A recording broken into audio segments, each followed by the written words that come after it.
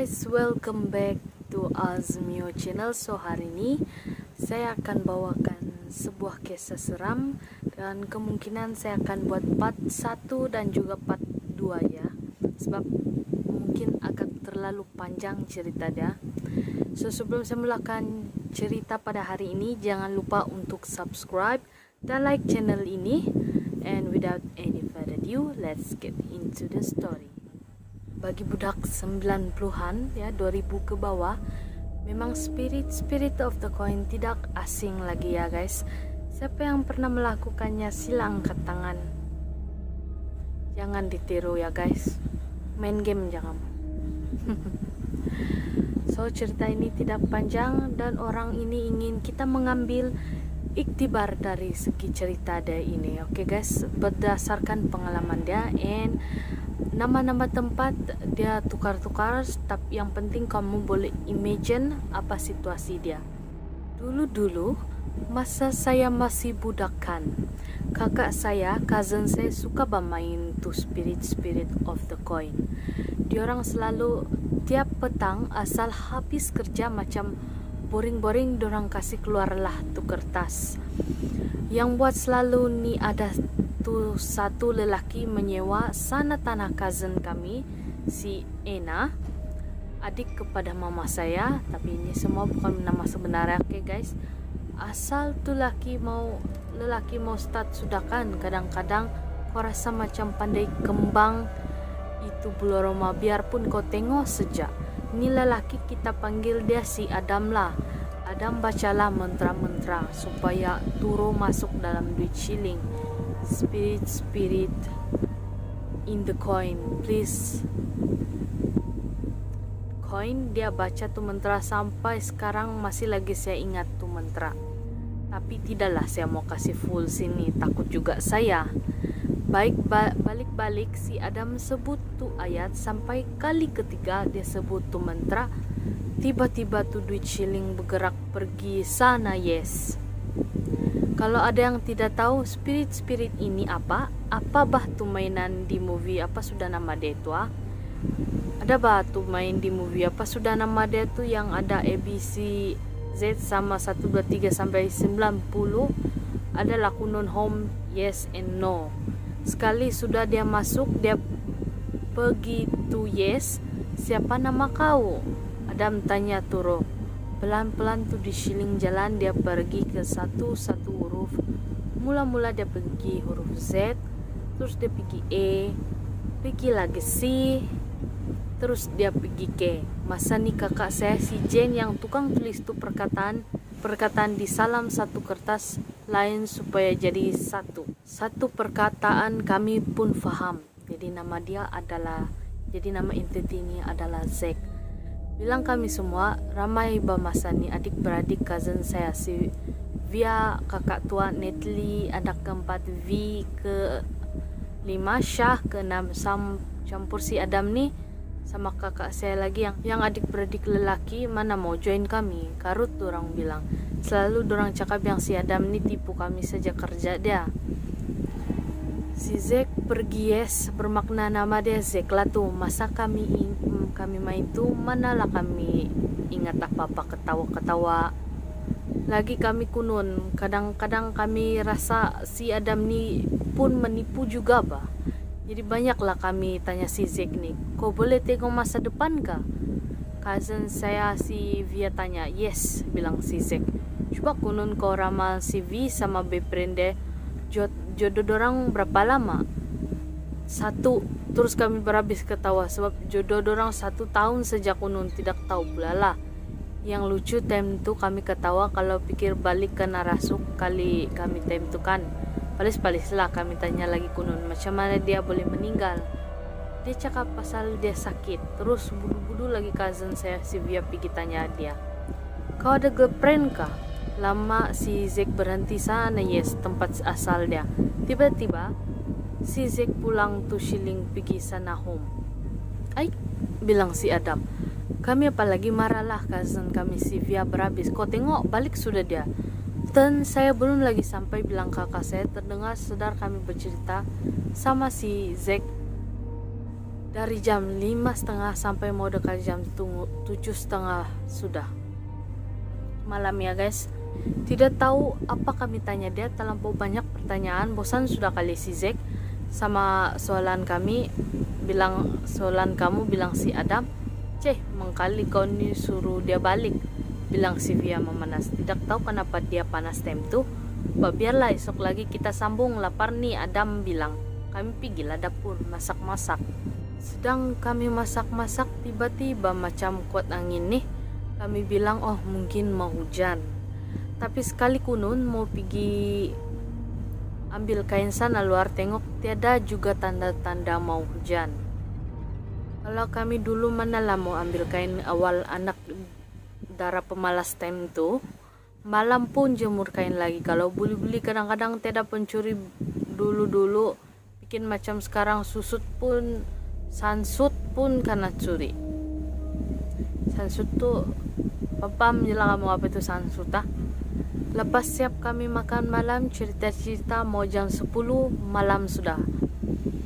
Kring, kring, kring, ringtone Nokia 3310 yang paling legend. Sekali tengok mama pula yang call. Mana sudah kamu nih? Tidak mau balik kah? Ambil kain kamu semua angkat, bawa pergi sana tinggal, bilang si mama. Sana hujung telepon. Nah, apalagi saya sama kakak saya kalang kabutlah turun bukit. Sebelum turun bukit kami mau limpas lagi kuburan. Masa kami limpas tuh tidak tahu kenapa ada angin, tiba-tiba limpas situ. Betingulah saya sama kakak saya, berhabislah kami berlari ya. Sampai rumah pucat-pucat sudah kami. Mama saya tanya, kenapa sudah kamu ini? Saya kakak saya diam-diam saja. Apa juga kamu buat di rumah dorang si Via tuh? Kamu main lagi tuh spirit kah? Bilang si mama. Mana ada tuh kakak tuh, orang mau bawa balik dia tidak mau. Saya jawab banyak alasan kami bagi. Kalau kami jawab betul-betul habislah kena marah. Kami main tuh pun tapuk-tapuk, kalau kedapatan kasihanlah si Adam kena halau. Nanti tiada kawan kami sudah. Pergi kamu mandi jalan, tidak ingat tahu masak, makan, belajar, semua lupa. Membelotok, membebel si mama sana ruang tamu. Engau kau rasa bahkan tadi, kakak saya tanya. Rasa apa? Saya jawab lagi balik. Lembab bah kau nih, yang masa kita turun bukit tuh bah. Kau rasa tuh angin macam lain? Bilang si kakak. Oleh sebab saya tahu kakak saya ini penakut bukan main, saya jawab lah, angin jaba itu, mana ada apa-apa. Saya bilang, kalau jawab ya, saya rasa alamat malam ini saya kena kawan dia mandi lah. Mau pi tandas pun minta kawan, padahal tandas itu dalam rumah juga melawan. Terpaksa menipu, jadi kenapa kau belusir? Dia bilang, kenapa kau berlari? Laju betul dari saya bilang si kakak, sebab saya takut mama marah. Saya bilang menipu lagi. Kami pergilah mandi belajar sekejap, sebab ini tahun saya PMR. Tapi malam tuh lain betul tuh perasaan saya sama kakak saya share bilik. Saya boleh dengar kakak saya pusing sana pusing sini, tidak dapat tidur. Macam panjang betul tidur nih. Kadang bahasa yang macam dia yang buat susah tidur. Gerak sana, gerak sini. Macam saya mau suruh dia tidur sana luar saja. Bulu kaki kau bah tajam, si kakak jawab. Buduk bah kau ini. Kau pikir saya ada cukur bulu kaki kah macam kau? Saya bilang sama kakak saya. Lepas saya cakap macam tu, tiba-tiba naik bulu rumah kami dua. Cepat-cepat kami berkeluput, berselimut ketakutan. Sembayang-sembayang lagi sampai tertidur. Esok saya pergi tanyalah kakak saya, apa bah kau rasa semalam? Saya bilang. Dia cakap kaki dia macam kena cakar-cakar.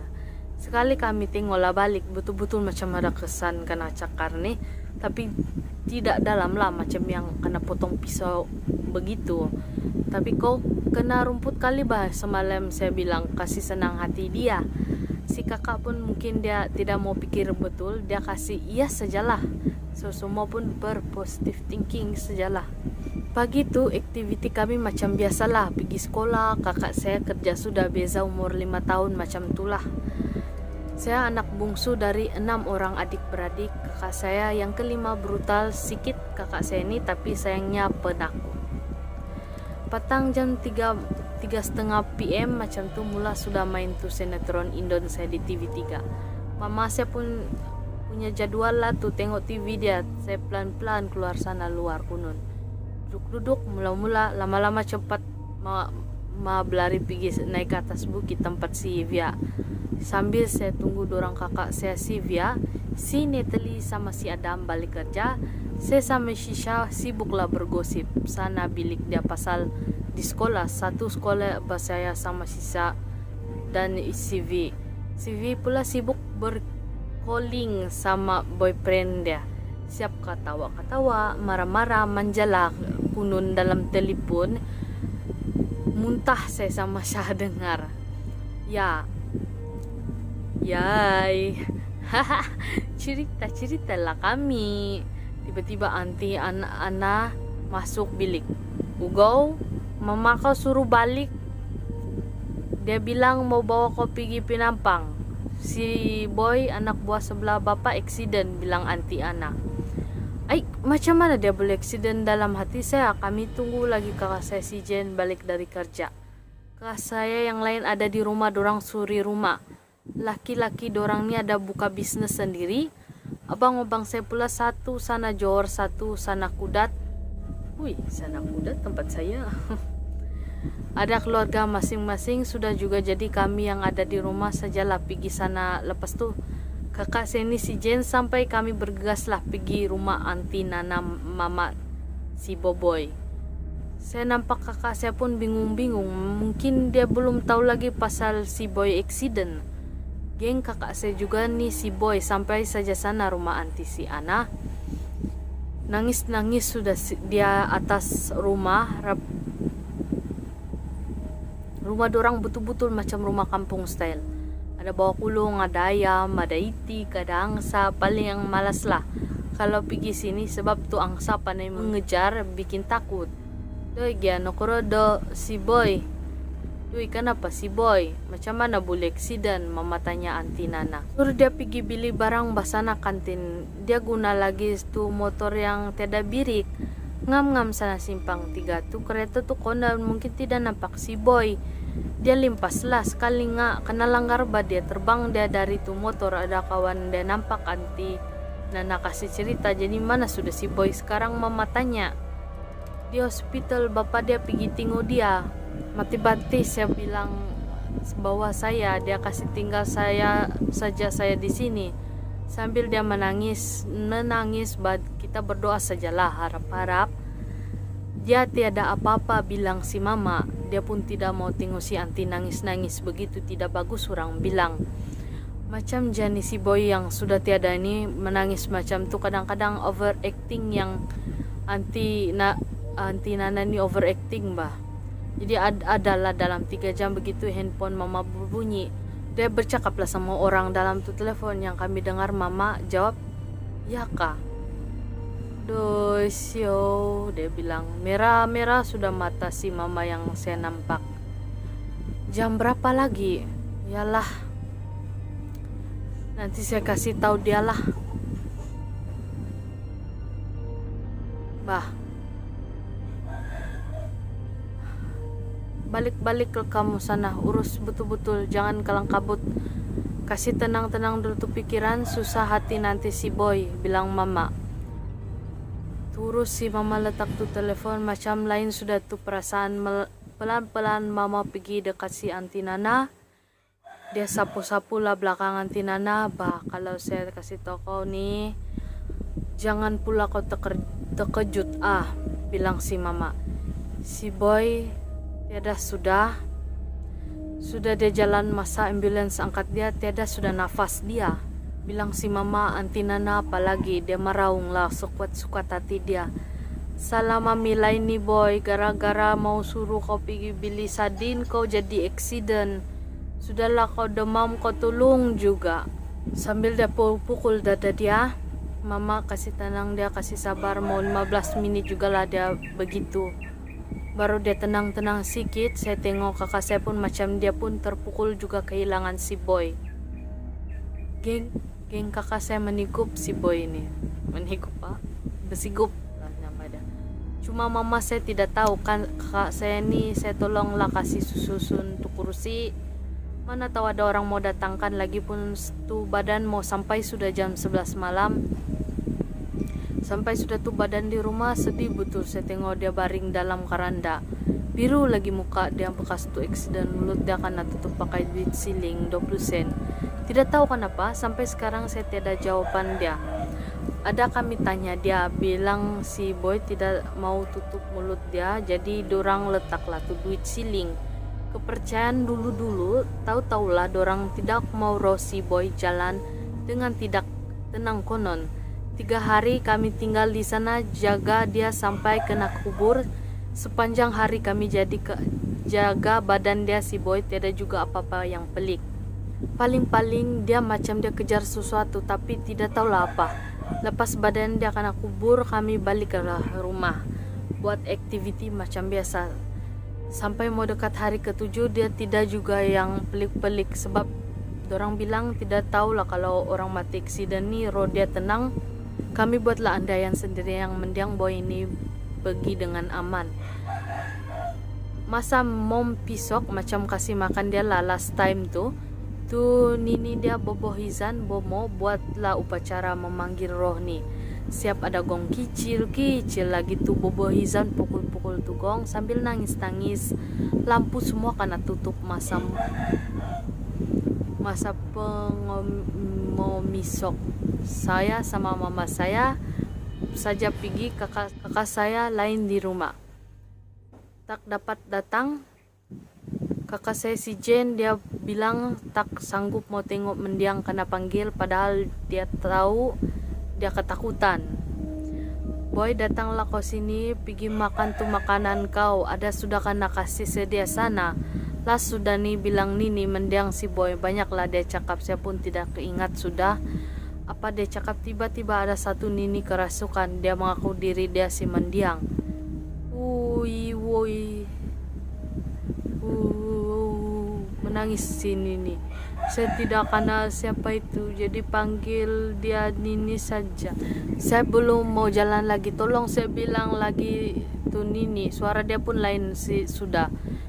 Bikin ini saya dengar macam hantu, sebab mungkin saya ini lemah semangat juga efek ketakutan kali. Jadi saya dengar tuh suara Nini macam bikin bukan tuh Nini. Saya pergi beli sardin saja, tiba-tiba keluar simpangan nalanggar. Saya tunggu-tunggu kamu datang, kamu tidak datang. Sakit badan saya, bilang tuh Nini. Kami yang mendengar pun menangis ja. Babaliklah boy, pergi alam kau, bilang Nini tuh mendiang. Lama dia begitu menangis saja. Mana mami saya tuh, Nini bersuara. Belum lagi kau mau balik boy. Baliklah, nanti Nini yang kasih keluar kau kesakitan nih, bilang Nini mendiang.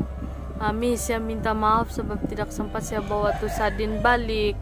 Banyak lagi saya mau buat, sini tidak dapat buat, tolong saya mami, dia bilang. Bilang tuh Nini akan mendiang boy, tidak pala tuh boy. Mami ada makan juga tuh. Baliklah kau boy, tenanglah kau sana tempat kau. Kita bukan di alam yang sama sudah. Apa urusan kau? Sini tidak payahlah lagi kau ambil tahu, cukup sampai sini saja, bilang mami si boy. Tidak lama dari itu tuh Nini pingsan lah. Kasih minum di air, tuh bobohizan bilang siap-siap semua urusan kami, sembayang terus kami balik. Sekali sampai rumah, saya pergi mandi lagi 1 kali, kasih bersih badan. Nanti ada yang ikut. Mami cakap masa saya masuk bilik tuh gelap betul tuh bilik. Heran pula saya kenapa kakak saya tidak pasang lampu. Sebab selalunya kalau mau gelap-gelap sudah semua lampu sudah dia on. Penakut betul, bilang mami saya bilang. Tapi malam ni berani pula suruh pergi memisok. Tidak mau ikut, takutlah, tak sangguplah. Tiba-tiba saya dengar kakak saya bisik-bisik sana dalam selimut. Ish, kenapa ini orang mengigau, saya bilang dalam hati. Saya kasih biarlah, dia terus pergi mandi. Siap ja, saya mandi. Terus saya masuk bilik, saya tengok kakak saya masih lagi di posisi yang sama sebelum saya pergi mandi. Mama saya sama kakak tua saya masih lagi di ruang tamu tengok TV. Kakak tua saya masih lagi tinggal sama kami masa ni. Baru jam 10 malam batu, tapi ngantuk sudahlah saya rasa. Saya baring-baring lah, tiba-tiba kakak saya duduk. yang lurus saja nih dia duduk. Ma, saya teriak. Terkejut saya tiba-tiba duduk di sebelah saya yang macam kena angkat duduk. Laju lagi tuh dia duduk kaki lurus. Boleh imagine kah kalau yang macam mayat bangun. Begitulah itu. Ketawa-ketawa lagi. Dia tidak tahu apa yang kelucuan. Saya kasih guyang. Dia kak, saya teriak. Mungkin mama saya, kakak saya dengar kami bising-bising di atas rumah kami 2 tingkat ini. Dorang naiklah. Saya masa tuh saya tidak tahu sudah apa yang saya buat dalam bilik tuh. Saya tidak dapat bergerak, saya menangis. Nasib kami ini jenis tidak kunci pintu bilik kalau tidur. Mama saya masuklah. Kenapa itu? Bilang mama. Terus kamu boleh imagine kakak saya tengok saya macam tiada apa-apa, ini no feeling. Dia tidur lagi balik. Kakak bah, saya takut mau tidur satu bilik sama dia. Saya bilang macam kerasukan dia tadi. Tiba-tiba dia duduk macam tuh mayat hidup. Bilang saya sambil saya nangis-nangis nih. Tidak apa-apa juga itu. Dia mengigau batu. Bilang mama lagi. Tidurlah kau tengok-tengok dia. Mana tahu dia mengigau lagi. Kasih bangun kamar tuh. Tidak boleh kasih biar kalau dia mengigau. Bilang si mama. Saya tidak pilihan lain, terpaksalah saya tidur juga sama dia satu bilik. Lepas tuh saya dengar kakak saya ketawa yang macam mengolok. Saya memang tidak boleh kalau begini punya case. Saya teriak terus sambil saya berlari turun ke katil. Saya tidur sama mama saya nyari. Bilang saya marah-marah lagi mama saya. Berhabis saya pujuk mama saya supaya boleh tidur sama dia. Mama saya malas sekali mau layan saya. Dia kasih biar sejam malam tuh saya tidur sama dia. Sepanjang malam tuh saya langsung tidak boleh tidur. Saya teringat kakak saya macam mana lah dia di atas. Kenapa dia boleh menggigau sampai begitu. Lama-lama berpikir, tiba-tiba macam ada pergi bisik di telinga saya, betul-betul di telinga saya. Go, dia bilang. Meremang terus di tangan saya. Cepat-cepat saya ambil tuh selimut tuh muka saya, sembayang lakunun. Saya tidak tahu lah berapa jam saya macam tuh sampai saya tertidur. Tapi macam tidak lama saya tidur, saya terdengar bunyi gelas jatuh sana dapur. Sekali saya dengar gelas jatuh sana dapur, terbangunlah saya. Saya tengok jam, mau jam 4 pagi. Ayah lambat lagi mau siang dalam hati saya. Saya tengok mama saya macam nyenyak saja dia tidur. Kucing mungkin batuh, saya bilang mau kasih senang-senang lah itu hati. Sudah begitu tuh anjing sana simpang rumah kami menyalak. Ini anjing. Kalau orang bilang bukan yang menyalak biasa, sambung menyambung tuh anjing-anjing. Saya tidak mau kasih contoh lah, tapi kalau bilang orang kalau macam tuh anjing macam ada nampak sesuatu atau hidup sesuatu, dia akan menyalak yang macam beralun betul. Bukannya wah, enggak ah. Adalah beberapa menit begitu tuh anjing terus dorang diam. Masa tuh Tuhan saja tahu lah macam mana perasaan saya dalam bilik yang gelap. Sebab mama saya tidak biasa buka lampu kalau dia tidur. Saya bertapuk di bawah selimut sepanjang malam tuh. Panas-panas lah dalam selimut pun saya tidak kisah. Sudah yang saya tahu saya mau cepat pagi saja, las-las tertidur juga saya. Oh, bangunlah tuh. Berapa lama juga kamu tidur? Bilang mama saya. Pining-pining kepala saya bangun tem tuh gara-gara tidak cukup tidur. Sekali saya tengok jam, mau jam 10 pagi sudah. Saya tengok handphone ada message dari Natalie. Go, nanti kau pergi sini kedai A. Kasih kawan saya, mami pergi beli barang, ada cerita hot dalam tuh message. Cepat saya pergi mandi. Mami dia buka kedai sana simpang masuk rumah kami dekat jalan kaki. Tidak sampai 5 menit pun saya bersiaplah. Dan tempat mandi baru yang saya teringat pasal gelas pecah semalam. Nantilah tanya pakai baju dulu. Saya masuklah pergi dapur. Mana kakak? Saya tanya mami saya. Saya selalu asal mencari kakak saya, tiada lain tiada bukan mesti sana si Jen. Pergi kerja sudah dia tuh, bilang si mami. Oke sudah dia. Kau tak tanya kenapa dia semalam? Saya tanya mami saya lagi mengigau bah. Dia tuh bilang mami. Saya macam mau tidak sejak dia kasih tahu. Jadi itu kaca semalam siapa kasih bersih? Saya bilang lagi. Mana ada? Adakah? Gelas mana lagi kau kasih pecah? Berapa banyak gelas kamu kasih pecah ini go? Bilang si mama. Mama nih pasal gelas janganlah kau kacau. Kalau tidak beginilah siap berapa biji dia kira gelas dia hilang pun dia tidak tahu. Bukan saya kasih pecah bah. Semalam jam 4 pagi saya dengar ada gelas pecah. Saya bilang lagi mana ada gelas pecah. Bilang mami, bingung saya sekejap. Saya pergi sana kedai mami, mau kasih kawan si Neteli juga jaga tuh kedai. Saya kasih tahu mama saya, bah cepat-cepat balik, bukan mau kena call dulu baru balik, bilang mama saya. Saya jalan-jalan, hendak lagi kunun saya mau membalas ya ke apakah dalam perjalanan tuh pergi kedai Neteli. Berhabis saya berpikir, apa saya dengar yang malam itu. Takkan saya mengigau, tapi mustahil juga lepas tuh gelas jatuh terus anjing menyelak, bah saya bilang. Tiba-tiba kembang belur rumah saya. Tidak lagi pikir pasal tuh sampai sejak kedai Neteli saya terus tegur dia.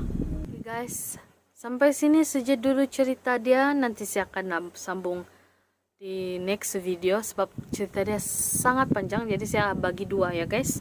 So guys, jangan lupa untuk subscribe dan like channel ini. Kalau kamu ada cerita seram, kamu boleh hantarkan ke email yang ini, nanti saya bawakan di video akan datang. Oke guys, see ya and